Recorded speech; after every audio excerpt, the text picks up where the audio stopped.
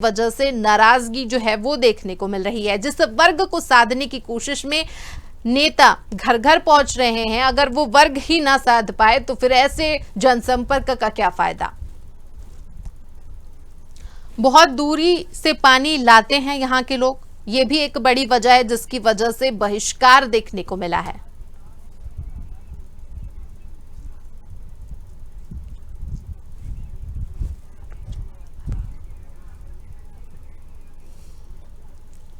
चलिए, और आज हम इसी पर चर्चा करेंगे। हमारे साथ चैनल हेड ब्रजेंद्र सिंह वर्मा जी जुड़ गए हैं। उनसे चर्चा करेंगे हम लोकसभा चुनाव की। सर, लोकसभा चुनाव को लेकर जिस तरीके से बात कही जा रही है, सुबह से ही मतदान जो है वो शुरू हो गया है। मध्य प्रदेश की राजनीति की बात करें तो यहाँ पर हमेशा से तीसरे दल की गुंजाइश जरूर रही है, लेकिन पल्ला कांग्रेस और बीजेपी का ही रहा है भारी।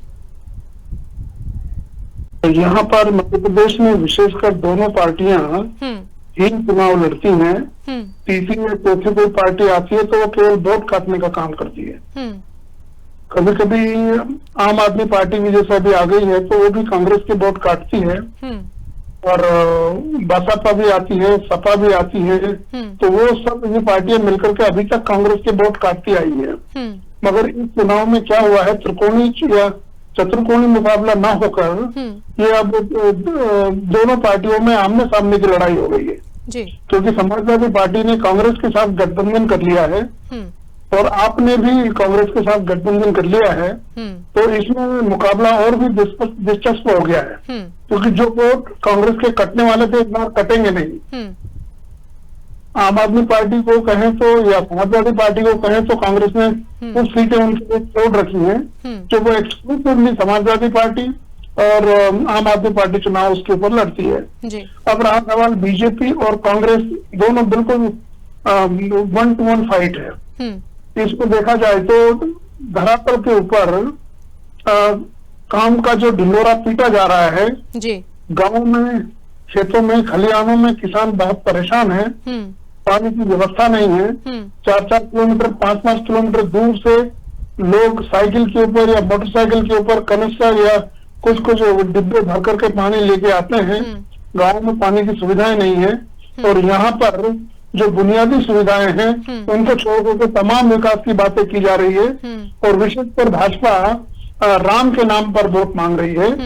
राम के नाम के ऊपर काम नहीं मिल रहा है, राम के नाम पर रोजगार नहीं मिल रहा है, राम के नाम पर बेरोजगारी और महंगाई बढ़ती जा रही है, मगर फिर भी हम अभी राम के नाम पर ही वोट मांग रहे हैं। मगर वो मेरे ख्याल से इस बार मुकाबला बहुत दिलचस्प है। देखते हैं जनता अभी किसका साथ देती।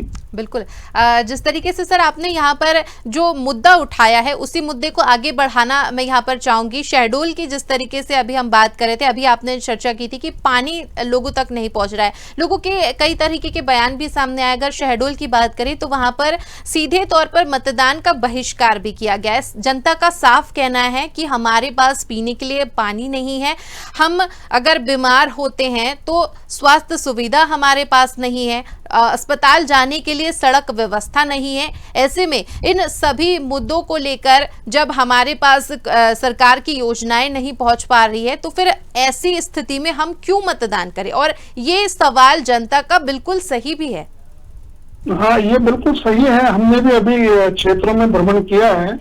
हमने देखा है कि पिछले विधानसभा चुनाव में जिस तरह से भारतीय जनता पार्टी ने प्रचार प्रसार किया था कि गेहूं का दाम हम बढ़ा करके 2700 रुपए देंगे, MSP 2700 रुपए कर देंगे, वो 2700 रुपए अभी पर हुई नहीं है। और जो बेसिक सुविधाएं हैं, इलाज की सुविधाएं हैं वो देंगे और तमाम वादे किए थे, वो एक भी वादा पूरा नहीं हुआ उनके मैनिफेस्टो में और इसको जनता अच्छी तरह से जानती है। और कई क्षेत्रों में, ग्रामीण क्षेत्रों में, आदिवासी इलाकों में, जनजातीय क्षेत्रों में लोगों को अब समझ में आ रहा है कि राम हमको रोटी नहीं दे सकते, राम हमको रोजगार नहीं दे सकते, तो जो काम करेगा हम उसको वोट देंगे, जो हमारी मूलभूत सुविधाओं का, मूलभूत जरूरतों की पूर्ति करेगा हम उसको वोट देंगे। कई इलाकों में ये भी सुनने में आया है कि वो लोग बहिष्कार करने की स्थिति में भी आदिवासी और जनजाति वाले लोग आए हैं। सर, लोकसभा चुनाव को लेकर बीजेपी ने जहां मोदी की गारंटी का नारा बुलंद किया है, तो वहीं शहडोल से बीजेपी के वर्तमान सांसद हिमाद्री सिंह को फिर से प्रत्याशी बनाया गया है। कांग्रेस ने बहुत सोच विचार करने के बाद फुंदेलाल सिंह मार्को को अपना प्रत्याशी बनाया है, लेकिन जनता किसकी साइड जाएगी ये देखना बेहद दिलचस्प होने वाला है। हालांकि रिजल्ट आने के बाद ही पता चलेगा कि लहर किस साइड है, लेकिन जिस तरीके से अभी आपने यहाँ पर जिक्र किया है, नाराजगी जो है दोनों ही पक्ष की तरफ है, क्योंकि ना तो कांग्रेस ने सही तरीके से साथ दिया है जनता का और ना ही बीजेपी ही खरी उतर रही है।